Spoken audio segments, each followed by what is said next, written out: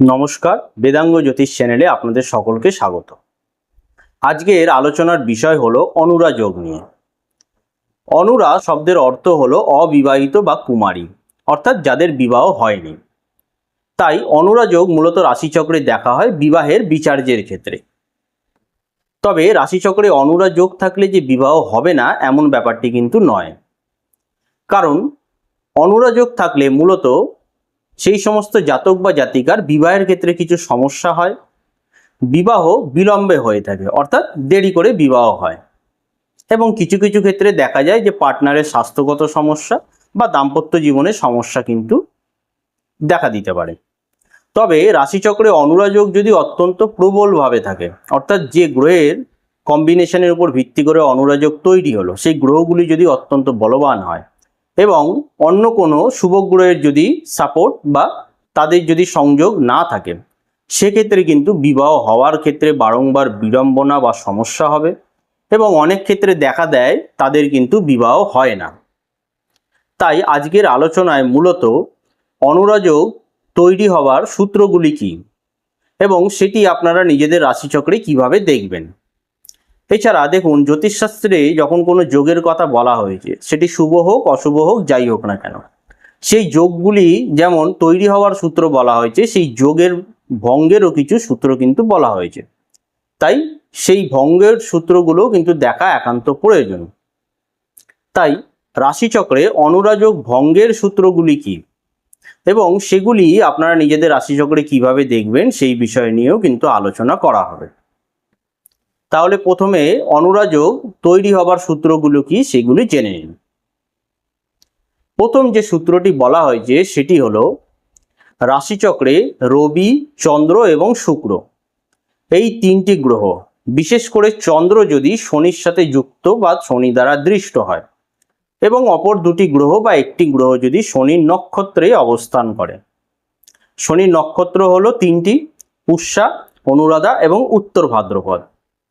তাহলে কিন্তু অনুরা যোগ তৈরি হবে। অর্থাৎ ধরে নিন কোনো জাতক বা জাতিকা রাশিচক্রে চন্দ্র শনির সাথে যুক্ত বা দৃষ্ট অবস্থায় রয়েছে, বা রবি বা শুক্র যে কোনো একটি বা দুটি গ্রহ শনির সাথে যুক্ত বা দৃষ্ট অবস্থায় রয়েছে এবং অপর গ্রহটি শনির নক্ষত্রে অবস্থান করে আছে, সেক্ষেত্রে কিন্তু অনুরা যোগ তৈরি হবে। এবার এই যোগগুলির যে কথাগুলো বলবো, সেটি অনুরা যোগ তৈরি হওয়া বা ভঙ্গের ক্ষেত্রে সেগুলো কিন্তু আপনার D1 অর্থাৎ লগ্ন কুণ্ডলী এবং D9 অর্থাৎ নবাংশ কুণ্ডলী, এই দুটো জায়গা থেকেই বিচার করবেন। কারণ নবাংশ কুণ্ডলী কিন্তু অত্যন্ত গুরুত্বপূর্ণ একটি বর্গকুণ্ডলী। আপনাদের রাশিচক্রে যে যোগ, সেটি শুভ হোক অশুভ হোক বা গ্রহের যে বলবত্তা, সেটি কিন্তু কতটা ফলপ্রদ হবে সেটি নবাংশ থেকে দেখা হয়। এবং বিবাহের বিচার্যের ক্ষেত্রে বিবাহ কেমন হবে, দাম্পত্য জীবন কেমন থাকবে, সেটি কিন্তু নবাংশ থেকে বিচার করা হয়। নবাংশ কিন্তু এক্ষেত্রে অত্যন্ত গুরুত্বপূর্ণ একটি বর্গকুণ্ডলী। তাই D1 এবং নবাংশ দুটোতেই কিন্তু দেখবেন। দ্বিতীয় সূত্র, রাশিচক্রে রবি, চন্দ্র এবং পঞ্চমপতি যদি শনির সাথে যুক্ত বা শনি দ্বারা দৃষ্ট হয়ে থাকে, তাহলেও কিন্তু অনুরা যোগ তৈরি হবে। ধরে নিন কোনো জাতক বা জাতিকার বৃষ লগ্ন, তাহলে বৃষ লগ্নের ক্ষেত্রে পঞ্চম ভাব হলো কন্যা রাশি এবং কন্যা রাশির অধিপতি গ্রহ হলো বুধ। তাহলে বৃষ লগ্নের জাতক জাতিকাদের ক্ষেত্রে পঞ্চম ভাবের অধিপতি হলো বুধ।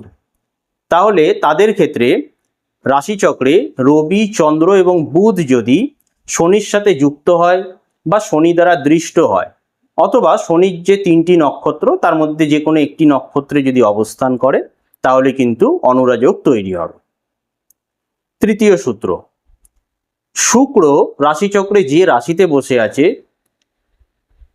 রবির থেকে যদি শুক্র 43 ডিগ্রি দূরে অবস্থান করে বা তার থেকে বেশি ডিগ্রিগত ব্যবধানে অবস্থান করে, অর্থাৎ শুক্র রাশিচক্রে যে ডিগ্রিতে বা যে রাশিতে বসে রয়েছে, রবি যে রাশিতে বসে রয়েছে, রবি থেকে শুক্রের ডিগ্রিগত ব্যবধান যদি 43 বা তার বেশি হয় এবং শনি, সেটি শুভ অবস্থায় থাক অশুভ অবস্থায় থাক যেমনই থাক, শনি যদি শুক্রকে দৃষ্টি দেয় বা শুক্রের সাথে যুক্ত হয়, তাহলে কিন্তু অনুরা যোগ তৈরি হবে।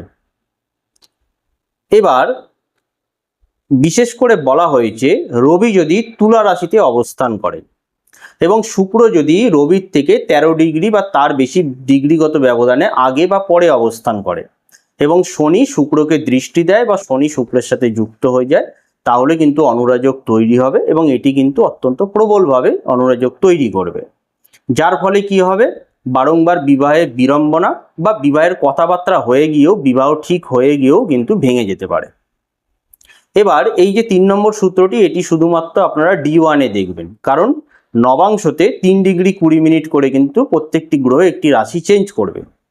তার ফলে কি হবে, রবির থেকে শুক্রের ডিগ্রিগত যদি ব্যবধান থাকে সেটি কিন্তু রাশিগত অনেক দূরত্ব লাভ করতে পারে।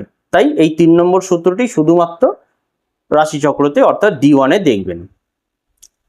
এবার 4 নম্বর সূত্র হলো, আপনাদের লগ্নের সপ্তম ভাব যদি গ্রহহীন হয়, অর্থাৎ সপ্তম ভাবে কোনো গ্রহ যদি বসে না থাকে, শনি যদি বৃশ্চিক রাশিতে অবস্থান করে এবং মহিলাদের রাশিচক্রে শনি যদি রবিকে দৃষ্টি দেয় বা রবির সাথে যুক্ত হয় এবং পুরুষদের রাশিচক্রে শনি যদি চন্দ্রের সাথে যুক্ত হয় বা চন্দ্রকে দৃষ্টি দেয়, তাহলে কিন্তু অনুরাযোগ তৈরি হবে। অর্থাৎ ধরে নিন কোনো জাতক বা জাতিকার মেষ লগ্ন, মেষ লগ্ন সাপেক্ষে সপ্তম ভাব হলো তুলা রাশি, তুলা রাশিতে কোনো গ্রহ বসে নেই এবং শনি বৃশ্চিক রাশিতে বসে রয়েছে, অবস্থান করে আছে অষ্টম ভাবে। এবার এটা যদি মহিলার রাশিচক্র হয়, তাহলে শনি যদি রবির সাথে যুক্ত হয় বা দৃষ্টি দেয়, অর্থাৎ রবি যদি মকর রাশিতে, বৃষ রাশিতে বা সিংহ রাশিতে অবস্থান করে, তাহলে শনি তার তৃতীয়, সপ্তম এবং দশম দৃষ্টির মাধ্যমে রবিকে দেখবে।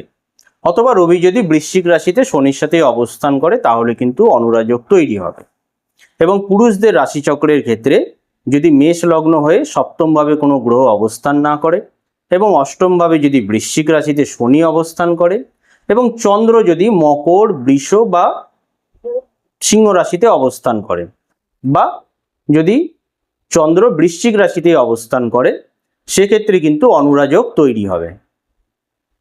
এবার এই যোগের ফলে কিন্তু বিবাহের ক্ষেত্রে অনেক সমস্যা বা ডিলে হওয়া এটি কিন্তু দেখা যায়। 5 নম্বর সূত্র, পঞ্চম সূত্রটি হলো, আপনাদের লগ্নের সপ্তম ভাব, সেখানে যদি রাহু বসে থাকে এবং রাহু যদি অন্য কোনো পাপগ্রহের সাথে যুক্ত হয় বা দৃষ্ট হয় এবং আপনাদের লগ্নের সপ্তমপতি ও শুক্র, কারণ শুক্র হলো বিবাহের কারক গ্রহ, তাহলে আপনাদের রাশিচক্রে যদি এই কম্বিনেশন থাকে, রাহু সপ্তমভাবে অবস্থান করে, সপ্তমভাবে রাহু পাপগ্রহের সাথে যুক্ত বা দৃষ্ট হয় এবং সপ্তমপতি ও শুক্র যদি দুর্বল হয়ে যায় বা পীড়িত হয়, তাহলে কিন্তু বিবাহ হয় না, বা বিবাহ যদি হয়েও গিয়ে থাকে সেক্ষেত্রে দাম্পত্য জীবনে অশান্তি এবং বিশেষ করে স্বামী বা স্ত্রীর, অর্থাৎ পুরুষের ক্ষেত্রে তার স্ত্রী এবং নারীদের ক্ষেত্রে তার স্বামীর কিন্তু স্বাস্থ্যগত অবশ্যই সমস্যা দেখা দেবে। তবে ধরে নিন আপনাদের লগ্নের সপ্তমভাবে রাহু অবস্থান করে এবং রাহু যদি শুভগ্রহের সাথে যুক্ত হয় বা শুভগ্রহ দ্বারা দৃষ্ট হয়, অন্য কোনো পাপগ্রহের সাথে যুক্ত বা দৃষ্ট না হয়, সেক্ষেত্রে কিন্তু আপনাদের বিবাহ কিছুটা বিলম্বে হবে, তবে সেটি মোটামুটি ভালো রেজাল্ট দিয়ে থাকে। এছাড়া আরও অন্যান্য কম্বিনেশন কিন্তু দেখতে হয়। তাহলে এই 5টি মূলত অনুরাযোগের সূত্র। এবার এই সূত্রগুলি আপনারা নিজেদের রাশিচক্রে কিভাবে দেখবেন সেটি জেনে নিন। দেখুন, আপনারা নিজেদের স্ক্রিনে এখন একটি রাশিচক্র দেখতে পাচ্ছেন, যেখানে কিন্তু D1 অর্থাৎ লগ্নকুণ্ডলী এবং নবাংশ কুণ্ডলী দুটোই দেওয়া হয়েছে। এটি একটি পুরুষের রাশিচক্র। দেখুন, এই জাতকের লগ্ন হলো সিংহ এবং রাশি হচ্ছে মীন। লগ্নতে কেতু অবস্থান করে আছে, দ্বিতীয়ভাবে বৃহস্পতি, চতুর্থে মঙ্গল, সপ্তমে রাহু, অষ্টমে চন্দ্র, নবমে শনি, একাদশে শুক্র এবং দ্বাদশভাবে রবি ও বুধ বসে আছে। এবার অনুরাযোগের প্রথম যে সূত্রটি বলা হয়েছিল সেটি ছিল, রাশিচক্রে অথবা নবাংশ চক্রে যদি রবি, চন্দ্র এবং শুক্র এই 3টি গ্রহ যদি শনির সাথে যুক্ত হয় বা শনি দ্বারা দৃষ্টিপ্রাপ্ত হয় এবং 3টি গ্রহের মধ্যে যে কোনো একটি বা দুটি গ্রহ যদি শনির সাথে যুক্ত হয় বা শনি দ্বারা দৃষ্টিপ্রাপ্ত হয় এবং অপর একটি বা দুটি গ্রহ যদি শনির নক্ষত্রে অবস্থান করে, তাহলে কিন্তু অনুরাযোগ তৈরি হয়।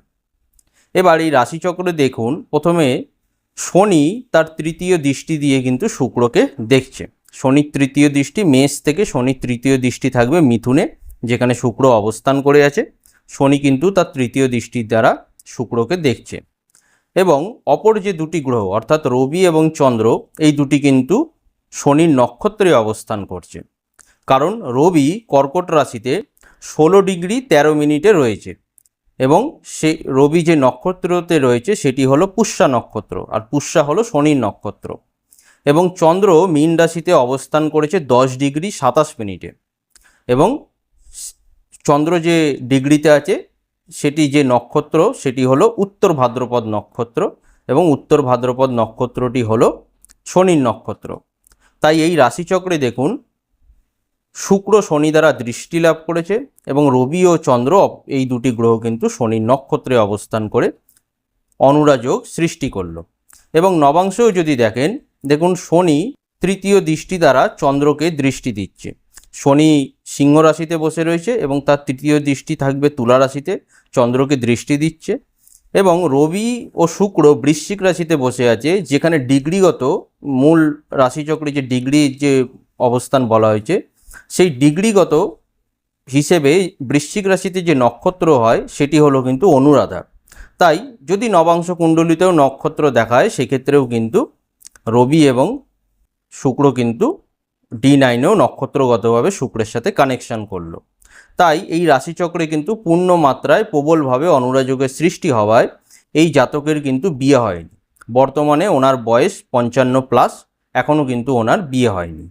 দ্বিতীয় রাশিচক্রটি দেখুন, এটিও একটি পুরুষের রাশিচক্র।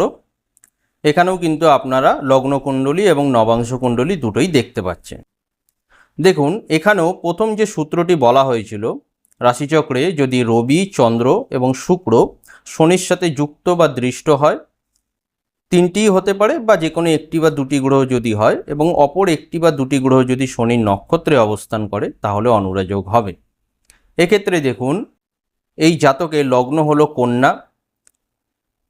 এক্ষেত্রে দেখুন শনি অষ্টমভাবে মেষ রাশিতে বসে আছে এবং শনি তার তৃতীয় দৃষ্টি দ্বারা কিন্তু চন্দ্রকে দেখছে। শনির তৃতীয় দৃষ্টি মেষ রাশি থেকে থাকবে মিথুন রাশিতে, সেখানে চন্দ্র বসে আছে, তাই শনি তার তৃতীয় দৃষ্টি দ্বারা চন্দ্রকে দেখছে।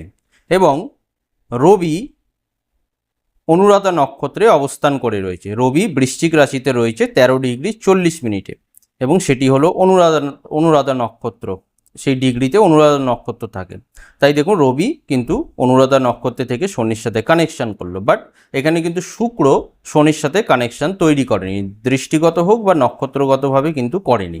তাই প্রথম যে সূত্রটি রয়েছে সেটি কিন্তু এখানে কিছুটা অ্যাপ্লিকেবল হলেও সম্পূর্ণ কিন্তু হয়নি। এবার দ্বিতীয় যে সূত্রটি বলা হয়েছিল সেটি ছিল রাশিচক্রে যদি রবি চন্দ্র এবং লগ্ন সাপেক্ষে পঞ্চমপতি শনির সাথে যুক্ত বা দৃষ্ট হয় সেক্ষেত্রেও কিন্তু অনুরাযোগ তৈরি হবে। দেখুন এই লগ্ন সাপেক্ষে পঞ্চমপতি হলেন স্বয়ং শনি। এবার সেই শনি কিন্তু অষ্টমভাবে কেতুযুক্ত হয়ে পীড়িত হয়ে গেল, অর্থাৎ দুর্বল হলো, এবং সেই শনি কিন্তু চন্দ্রকে দৃষ্টি দিল আর রবি শনির নক্ষত্রে থেকে শনির সাথে কানেকশান করলো। সুতরাং দ্বিতীয় যে সূত্রটি ছিল সেটি কিন্তু এখানে প্রবলভাবে অ্যাক্টিভেট হলো। সুতরাং এনারও কিন্তু বিবাহ হয়নি। তবে এই রাশিচক্রে অনুরাযোগ ক্যান্সেলের যে যোগ যে সূত্রগুলি রয়েছে সেটি রয়েছে, তা সত্ত্বেও কিন্তু এনার বিবাহ হয়নি। সেটি কেন হয়নি সেটি পরে আলোচনা করছি। এবার তৃতীয় হরস্কোপটি দেখুন এই রাশিচক্রে এটিও একটি জাতকের হরস্কোপ। এনার লগ্নকুণ্ডলিতে দেখুন লগ্ন হলো মীন, লগ্নতে শনি অবস্থান করে রয়েছে এবং প্রথম যে সূত্রটি বলা হয়েছিল সেই হিসাবে দেখুন শনি কিন্তু শুক্রকে তার সমসপ্তমে দৃষ্টি দান করছে, অর্থাৎ মীন থেকে শনি শুক্রকে কন্যা রাশিতে দৃষ্টি দিচ্ছে। এবং রবি কিন্তু এখানে 3 ডিগ্রি 58 মিনিটে বৃশ্চিক রাশিতে অবস্থান করে আছে, যেটি কিন্তু শনির নক্ষত্রে অনুরাধা নক্ষত্রে শনি রয়েছে। তাই রবি কিন্তু নক্ষত্রগতভাবে শনির সাথে কানেকশান করলো। তবে চন্দ্র কিন্তু এখানে শনির দৃষ্টি বা নক্ষত্র কোনোটিই প্রাপ্ত হয়নি, তাই এখানেও কিন্তু প্রথম সূত্রটি কিছুটা অ্যাপ্লিকেবল হয়েছে। তবে 3 নম্বর যে সূত্রটি বলা হয়েছিল যে শুক্র যদি রবি থেকে 43 ডিগ্রি বা তার বেশি ডিগ্রির ব্যবধানে অবস্থান করে এবং শনি যদি শুক্রকে দৃষ্টি দেয় বা যুক্ত হয় তাহলেও কিন্তু অনুরাযোগ তৈরি হবে। দেখুন এখানে শুক্র কন্যা রাশিতে অবস্থান করে আছে 17 ডিগ্রি 45 মিনিটে এবং রবি বৃশ্চিক রাশিতে রয়েছে 3 ডিগ্রি 58 মিনিটে। শুক্র থেকে রবির ব্যবধান কিন্তু নিয়ার অ্যাবাউট 46 ডিগ্রি মতো এখানে রয়েছে এবং শুক্রকে কিন্তু শনি দৃষ্টি দিচ্ছে। তাই অনুরাযোগের যে 3 নম্বর সূত্রটি বলা হয়েছিল সেটি কিন্তু এখানে অ্যাপ্লিকেবল হচ্ছে। তবে এই জাতকের কিন্তু দেরি হলেও বিয়ে হয়েছে। সেটি কেন হয়েছে সেটি যখন অনুরাযোগ ক্যান্সেলেশনের যে সূত্র বলবো সেখানে কিন্তু এই রাশিচক্র নিয়ে আবার আলোচনা করা হবে। লাস্ট আরও একটি উদাহরণ দেখে নেব। দেখুন এটি একটি মহিলার রাশিচক্র। এই রাশিচক্রের লগ্ন হলো কর্কট এবং রাশি হলো ধনু। এবার এই রাশিচক্রেও কিন্তু অনুরাযোগ রয়েছে। অনুরাযোগের তৃতীয় যে সূত্রটি ছিল সেটি হলো শুক্র যদি রবি থেকে রাশিচক্রে 43 ডিগ্রি বা তার বেশি দূরের ডিগ্রিগত ব্যবধানে যদি অবস্থান করে এবং শনি যদি শুক্রকে দৃষ্টি দেয় বা যুক্ত হয় তাহলে অনুরাযোগ তৈরি হবে। এবার এই রাশিচক্রে দেখুন রবি বসে রয়েছে সিংহ রাশিতে 24 ডিগ্রি 15 মিনিটে এবং শুক্র তুলা রাশিতে রয়েছে 9 ডিগ্রি 41 মিনিটে। অর্থাৎ শুক্র এখানে রবির থেকে 45 ডিগ্রি 26 মিনিট দূরে কিন্তু অবস্থান করে আছে এবং শনি সিংহ রাশি থেকে তার তৃতীয় দৃষ্টির মাধ্যমে কিন্তু শুক্রকে দেখছে। সুতরাং এক্ষেত্রে কিন্তু অনুরাযোগ তৈরি হলো। তবে এই জাতিকার কিন্তু বিয়ে হয়েছে, একটু দেরি করেই বিয়ে হয়েছে, তবে এনারও কিন্তু বিয়ে হয়েছে। সেটি পরবর্তীতে যখন অনুরাযোগের ক্যান্সেলেশনের ভঙ্গের যে সূত্রগুলো সেগুলো যখন হরস্কোপের মাধ্যমে দেখাবো তখন কিন্তু এই রাশিচক্র নিয়ে পুনরায় আলোচনা করব। তাহলে রাশিচক্রে অনুরাযোগ কিভাবে তৈরি হয়, অর্থাৎ কোন গ্রহগত কম্বিনেশনের উপর ভিত্তি করে একটি রাশিচক্রে অনুরাযোগ তৈরি হবে এবং সেগুলি আপনারা কিভাবে নিজেদের রাশিচক্রে দেখবেন সেটি আপনারা জানতে পারলেন। এবার তাহলে প্রশ্ন হলো, রাশিচক্রে অনুরাযোগ থাকলেই কি বিবাহ হবে না? এমন ব্যাপারটি কিন্তু একদমই নয়। কারণ জ্যোতিষশাস্ত্রে শুভ যোগ হোক বা অশুভ যোগ হোক, যে কোনো ক্ষেত্রেই যে কোনো যোগ সৃষ্টি হওয়ার বা তৈরি হওয়ার যে সূত্রগুলি বলা হয়েছে তার ক্যান্সেলেশনেরও কিন্তু কিছু সূত্র বলা হয়েছে। অর্থাৎ একটি যোগ তৈরি হলেই হবে না, তার ভঙ্গেরও কিছু সূত্র রয়েছে, সেইগুলিও দেখা কিন্তু একান্ত প্রয়োজন। তাই এবার অনুরাযোগ কিভাবে ভঙ্গ হবে সেই সূত্রগুলি কি সেগুলি জেনে নিন। দেখুন অনুরাযোগ ভঙ্গ হওয়ার ক্ষেত্রে কিন্তু 3টে গ্রহের বলবত্তা দেখা একান্ত খুব প্রয়োজন। সেটি হলো বৃহস্পতি, চন্দ্র এবং শুক্র। এই 3টি গ্রহের গুরুত্ব কিন্তু অত্যন্ত বেশি। কারণ বিবাহ হওয়ার ক্ষেত্রে হোক বা বিবাহিত জীবনে শান্তিভাবে থাকার ক্ষেত্রে চন্দ্র, বৃহস্পতি এবং শুক্র এই 3টি গ্রহের কিন্তু অত্যন্ত গুরুত্বপূর্ণ ভূমিকা থাকে। তাই অনুরাযোগ ভঙ্গের প্রথম যে সূত্র সেটি হলো লগ্নতে। সেটি আপনারা কিন্তু অনুরাযোগ ভঙ্গের ক্ষেত্রেও কিন্তু D1 অর্থাৎ লগ্নকুণ্ডলী এবং নবাংশ কুণ্ডলী দুটোতেই দেখবেন এই যোগগুলি আছে কিনা। প্রথম যোগটি হলো লগ্নে যদি শুক্র অবস্থান করে, D1 অথবা D9 অর্থাৎ লগ্নকুণ্ডলী অথবা নবাংশ চক্র যে কোনো এক জায়গায় যদি লগ্নতে শুক্র অবস্থান করে এবং শুক্র যদি আয়পতি যুক্ত হয়ে লগ্নে অবস্থান করে। আয়পতি কাকে বলে? আয়পতি অর্থাৎ একাদশ ভাবের অধিপতিকে। কারণ একাদশ ভাব থেকে আয় দেখা হয় বা সফলতা দেখা হয়, তাই একাদশ ভাবের অধিপতিকেই কিন্তু আয়পতি বলা হয়। তাহলে আপনাদের লগ্নতে যদি শুক্র আয়পতি অর্থাৎ একাদশপতিকে নিয়ে একাদশপতি যুক্ত হয়ে লগ্নে অবস্থান করে এবং সেখানে যদি কোনো পাপগ্রহের যুক্ততা বা পাপগ্রহ দৃষ্টি না দেয় তাহলে কিন্তু অনুরাযোগ ভঙ্গ হবে। দ্বিতীয় সূত্রে বলা হয়েছে বৃহস্পতি রাশিচক্রে যদি বলবান হয়ে পঞ্চম ভাবে অবস্থান করে, অর্থাৎ আপনাদের লগ্ন থেকে D1 এবং D9 যে কোনো এক জায়গায় বা দুটি জায়গাতে হলে অত্যন্ত ভালো, যে কোনো এক জায়গায় যদি বৃহস্পতি বলবান হয়ে পঞ্চম ভাবে অবস্থান করে। বলবান কিভাবে দেখবেন? বৃহস্পতি তুঙ্গস্থ অথবা বৃহস্পতি স্বক্ষেত্রস্থ, বৃহস্পতি যদি মূল ত্রিকোণে থাকে তাহলে বৃহস্পতি বলবান হবে। এছাড়া বৃহস্পতি যদি তার মিত্র ঘরে অর্থাৎ মঙ্গলের ঘরে, রবির ঘরে বা চন্দ্রের ঘরে যদি অবস্থান করে তাহলে কিন্তু বৃহস্পতি তার মিত্র গৃহে থাকবে। তাহলে বৃহস্পতি যদি বলবান হয়ে আপনাদের লগ্নের পঞ্চম ভাবে অবস্থান করে এবং চন্দ্র যদি বলবান হয় এবং চন্দ্রের সপ্তম ভাবে যদি শুক্র অবস্থান করে এবং শুক্র যদি কোনো পাপগ্রহের সাথে যুক্ত না হয় সেক্ষেত্রে কিন্তু অনুরাযোগ ভঙ্গ হবে।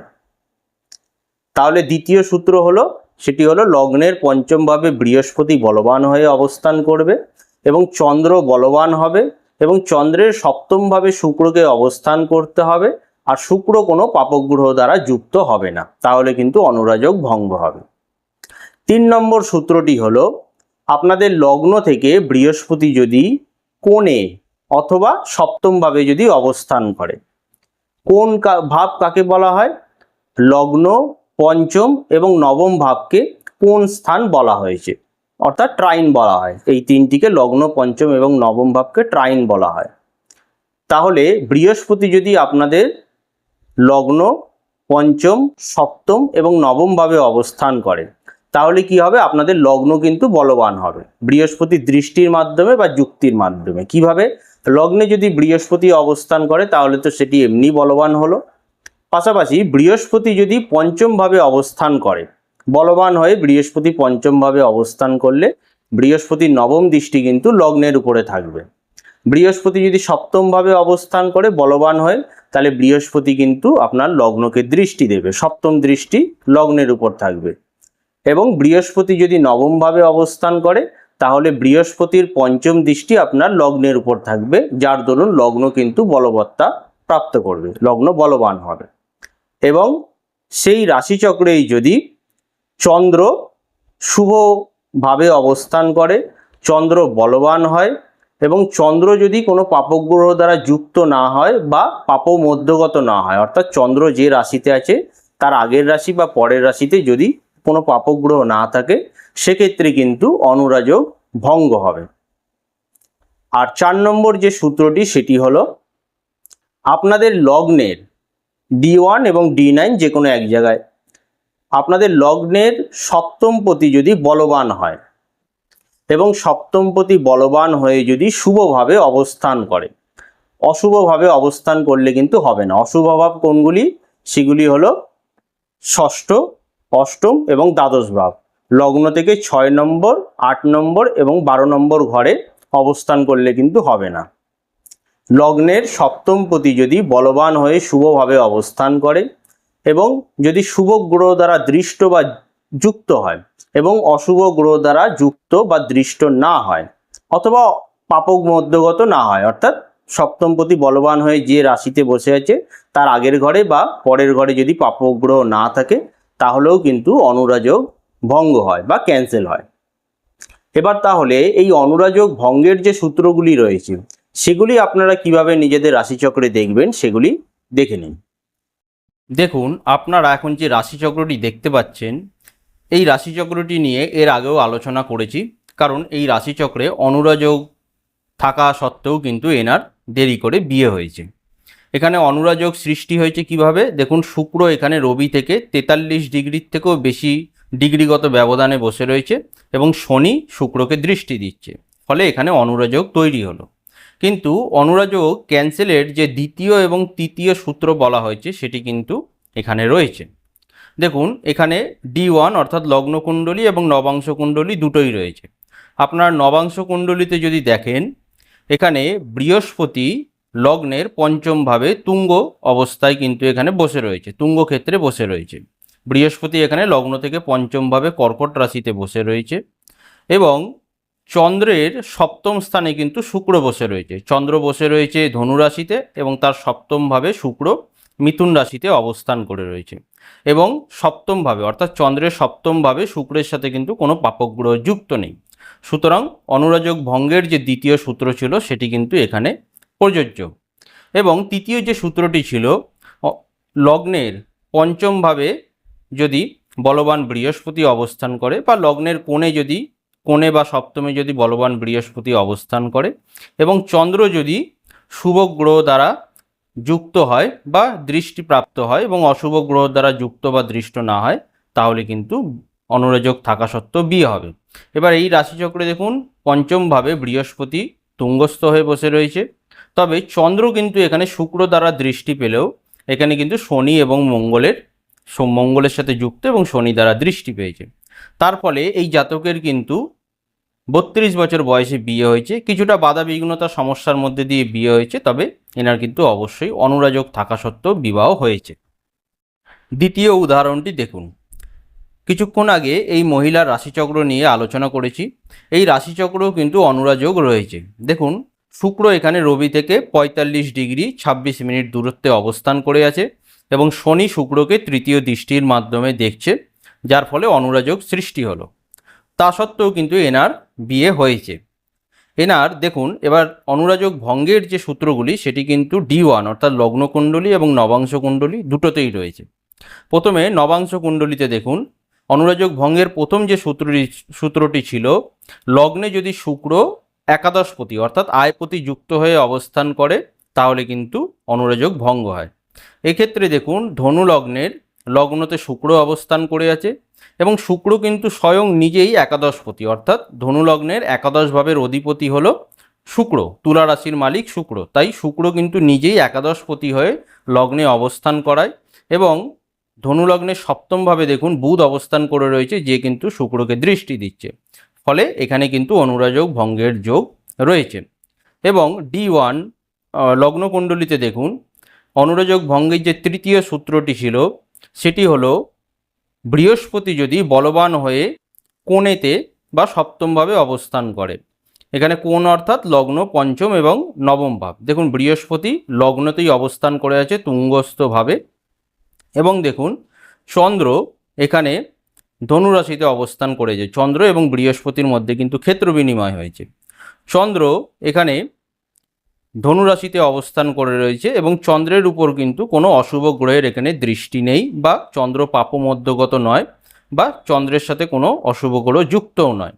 তার ফলে কি হচ্ছে, এখানে কিন্তু অনুরাযোগ ভঙ্গের যোগ তৈরি হলো। তাই এই মহিলারও কিন্তু দেরি করে হলেও তার কিন্তু বিবাহ হয়েছে। তাহলে অনুরাযোগ ভঙ্গের যে সূত্রগুলি রয়েছে সেগুলি আপনারা কিভাবে রাশিচক্রতে দেখবেন আশা করি বুঝতে পারলেন। এবার দেখুন রাশিচক্রে অনুরাযোগ থাকলে এবং তার ভঙ্গের সূত্র থাকলেই যে বিবাহ হবে এমন ব্যাপারটিও কিন্তু নয়। কারণ অনুরাযোগ সৃষ্টি হবার সময় যেমন তার গ্রহের বলবত্তা দেখা উচিত, তেমন অনুরাযোগ ভঙ্গের যে সূত্রগুলি রয়েছে সেক্ষেত্রেও কিন্তু সেই গ্রহগুলি কতটা বলবান সেটিও কিন্তু দেখা একান্ত প্রয়োজন। এবার এই রাশিচক্রটি দেখুন, এটিও এর আগে আলোচনা করেছি। এই রাশিচক্রে কিন্তু অনুরাযোগ রয়েছে এবং অনুরাযোগ ভঙ্গেরও সূত্র রয়েছে, তা সত্ত্বেও কিন্তু এনার বিয়ে হয়নি। দেখুন এনার অনুরাযোগের ক্ষেত্রে যে সূত্রটি সেটি হলো শনি স্বয়ং লগ্ন সাপেক্ষে পঞ্চমপতি, সে অষ্টমভাবে বসে রয়েছে বক্রী অবস্থা এবং কেতুযুক্ত হয়ে পীড়িত হলো এবং শনি এখানে চন্দ্রকে দৃষ্টি দিচ্ছে, আর রবি কিন্তু এখানে শনির নক্ষত্রে বৃশ্চিক রাশিতে অবস্থান করে আছে, যার ফলে চন্দ্র রবি এবং পঞ্চমপতি হিসাবে শনি কিন্তু সম্পর্ক তৈরি করে এখানে অনুরাযোগ সৃষ্টি করেছে। তবে এখানে ভঙ্গের যে যোগটি রয়েছে সেটি হলো বৃহস্পতি যদি বলবান হয়ে সপ্তমভাবে অবস্থান করে এবং চন্দ্রের সপ্তমে যদি শুক্র অবস্থান করে এবং যদি শুক্রের সাথে কোনো পাপগ্রহ না থাকে তাহলে কিন্তু অনুরাযোগ ভঙ্গ হয়। দেখুন D1 লগ্ন চার্টে কিন্তু সেই যোগটি রয়েছে। তো কন্যা লগ্নে সপ্তমভাবে বৃহস্পতি রয়েছে স্বক্ষেত্রে এবং মিথুন রাশিতে চন্দ্র রয়েছে, যার সপ্তমে ধনু রাশিতে শুক্র অবস্থান করে রয়েছে। তা সত্ত্বেও কিন্তু এনার বিয়ে হয়নি। কারণ দেখুন এখানে কন্যা লগ্নের প্রথমে D1 এবং D9 দুই জায়গাতেই দেখবেন। লগ্নকুণ্ডলিতে দেখুন এখানে লগ্নের সপ্তমে বৃহস্পতি অবস্থান করলেও বৃহস্পতি কিন্তু এখানে পাপমধ্যগত অর্থাৎ বৃহস্পতির আগের ঘরে মঙ্গল রয়েছে এবং বৃহস্পতির পরের ঘরে শনি এবং কেতু যুক্ত হয়ে বৃহস্পতি কিন্তু এখানে দুর্বল হয়ে গেল। এবং নবাংশ কুণ্ডলিতেও দেখুন কন্যা লগ্নের সপ্তম ভাবে কিন্তু কোনো গ্রহ নেই এবং সপ্তম ভাব পাপমধ্যগত অর্থাৎ আগের ঘরে মঙ্গল এবং তার পরের ঘরে শনি চন্দ্রযুক্ত হয়ে বসে রয়েছে, অর্থাৎ সপ্তম ভাব পাপমধ্যগত হলো এবং বৃহস্পতি কিন্তু দ্বাদশভাবে দুর্বল হয়ে গেল। আরেকটি সূত্র দেখুন, এখানে বৃহস্পতি কিন্তু শনির নক্ষত্রে অবস্থান করে রয়েছে, D1-এ শনির নক্ষত্রে অবস্থান করে রয়েছে এবং শনি কিন্তু এখানে অষ্টমভাবে দুর্বল হয়ে কেতুযুক্ত হলো, আর চন্দ্রকেও দৃষ্টি দিল, যার ফলস্বরূপ এনার কিন্তু রাশিচক্রে অনুরাযোগ সৃষ্টি হয়েছে। অনুরাযোগ ভঙ্গের যে সূত্রটি রয়েছে সেটিও এখানে অ্যাপ্লিকেবল, তা সত্ত্বেও কিন্তু এখানে এনার কিন্তু বিবাহ হয়নি। সুতরাং আপনাদের রাশিচক্রে অনুরাযোগ যে তৈরি হলো বা তার যে ভঙ্গ, সেই যে সূত্রগুলি রয়েছে সেগুলো যখন অ্যাপ্লিকেশন করবেন রাশিচক্রের উপরে, তখন সেই গ্রহগুলি কতটা বলবান সেটি দেখেই কিন্তু বিচার করে কোনো কিছু বলাটা উচিত হবে। তাহলে অনুরাযোগ ভঙ্গের যে সূত্রগুলি বলা হয়েছে সেগুলি আপনারা নিজেদের রাশিচক্রে কিভাবে দেখবেন সেটি জানতে পারলেন। এবার দেখুন, রাশিচক্রে মূলত যদি অনুরাযোগ থাকে এবং সেগুলি ভঙ্গের যে সূত্রগুলি বলা হলো, যোগগুলি বলা হলো, সেগুলিও যদি থাকে, তাহলে কিন্তু বিবাহের ক্ষেত্রে কিছুটা সমস্যা বা বিলম্ব হলেও শুভ দশা অন্তর্দশা দেখে কিন্তু বিবাহ হওয়াটা সম্ভব বা বিবাহ হয়ে যায়। তবে মূলত অনুরাযোগ থাকলে বিবাহের ক্ষেত্রে কিছুটা সমস্যা হয়, বিবাহে বিলম্ব হয় এবং বিবাহিত জীবনেও কিন্তু কিছুটা সমস্যা থাকে। তবে কিছু কিছু ক্ষেত্রে দেখা যায় যে অনুরাযোগের যে সূত্রগুলি বলা হয়েছে সেগুলি যদি রাশিচক্রে অনুরাযোগ যদি থাকে এবং সেটি যদি অত্যন্ত বলবান হয়ে থাকে এবং অনুরাযোগ ভঙ্গের যে সূত্রগুলি বলা হলো সেগুলো যদি না থাকে, অর্থাৎ অনুরাযোগ রাশিচক্রে যদি ভঙ্গ না হয় এবং আপনাদের লগ্ন সাপেক্ষে সপ্তমপতি এবং শুক্র যদি দুর্বল হয়ে যায় বা পীড়িত হয়ে যায়, সেক্ষেত্রে কিন্তু সেক্ষেত্রে অনুরাযোগ অত্যন্ত প্রবল হয় এবং সেই সমস্ত জাতক বা জাতিকার ক্ষেত্রে কিন্তু বিবাহ হওয়ার সম্ভাবনা অত্যন্ত কমে যায় বা তাদের কিন্তু বিবাহ হয় না, বা একান্ত বিবাহ হয়েও গেলে তারা কিন্তু দাম্পত্য জীবনে খুব শান্তি পায় না। বিশেষ করে তাদের কিন্তু স্বামী বা স্ত্রীর স্বাস্থ্যগত দিক থেকে কিন্তু সমস্যা প্রবলভাবে দেখা দেয়। তাহলে আজকে রাশিচক্রের মাধ্যমে কিভাবে আপনারা অনুরাযোগ আপনাদের রাশিচক্রে রয়েছে কিনা সেটি দেখবেন এবং সেটি ভঙ্গের যোগও রয়েছে কিনা সেটি কিভাবে দেখবেন সেটি জানতে পারলেন। আজকের আলোচনাটি তাহলে এখানেই শেষ করছি। দেখা হবে পরবর্তী একটি নতুন ভিডিওতে। সকলে ভালো থাকবেন। নমস্কার।